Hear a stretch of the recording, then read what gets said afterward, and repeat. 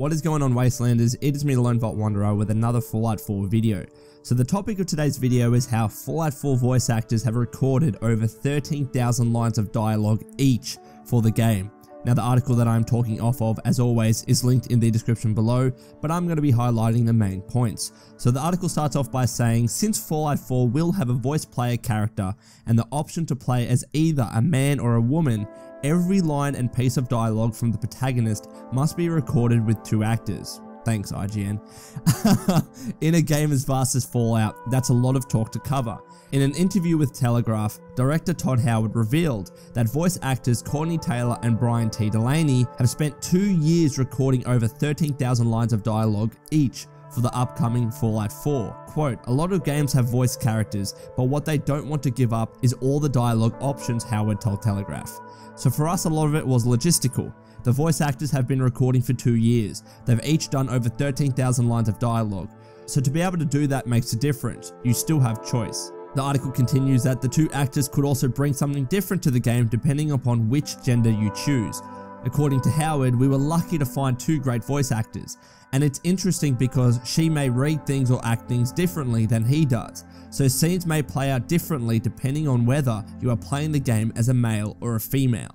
So the whole point that Fallout 4 was going to have voice actors was, for the most part, received not negatively, but maybe with a hint of skepticism because the mainstay Fallout games have not had voice protagonists in the past. So for Fallout 4 to change things up and actually introduce voice player characters, it is a significant change to what us as Fallout fans are used to. And just generally, people are usually averse to change, but I for one am trying to embrace this, and I think that this particular news, even though it's quite old, I'll admit that, sorry for being so late with it, it still highlights the fact that Bethesda know what they're doing. They're not just introducing voice player characters for the sake of it because, well, every other mainstay game nowadays have voice player characters. Why aren't we doing it? Let's do it. Todd Howard in recent interviews has made the point that in terms of storytelling and telling a good narrative, having voice player characters is such an important thing because you're able to connect with the character on such a different level. And a game that I keep going back to is BioShock. BioShock 1 and 2 were great games, don't get me wrong, but BioShock Infinite, which also introduced a voice player character, allowed me to connect with the character on a different level than I did, or that I could, with the player characters from both BioShock 1 and 2.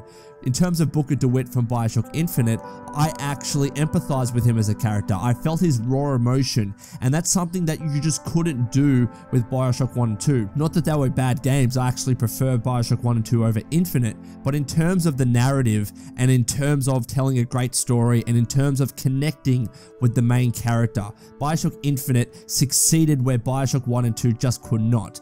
BioShock 1 and 2 were very atmospheric, and that's why I like those games, but Infinite, without a doubt, told a much better story, and that was certainly amplified and facilitated by the fact that there was a voice player character. And the fact that in Fallout 4 there's going to be 13,000 lines of dialogue for each character, which adds up to 26,000 lines of dialogue in total. Now, of course, don't get me wrong, I'm well aware that those lines of dialogue are going to overlap and they're going to be very similar between the male and the female character, but nevertheless, that's still a lot of lines of dialogue for the game, and I'm certain, especially with what Todd Howard said in the past about telling a better story and how having a voice player character can help that, I'm certain that Fallout 4 is going to have a much stronger story than both Fallout 3 and New Vegas, and that's where I've been very critical about Fallout 3 and New Vegas. The stories have just not been that great.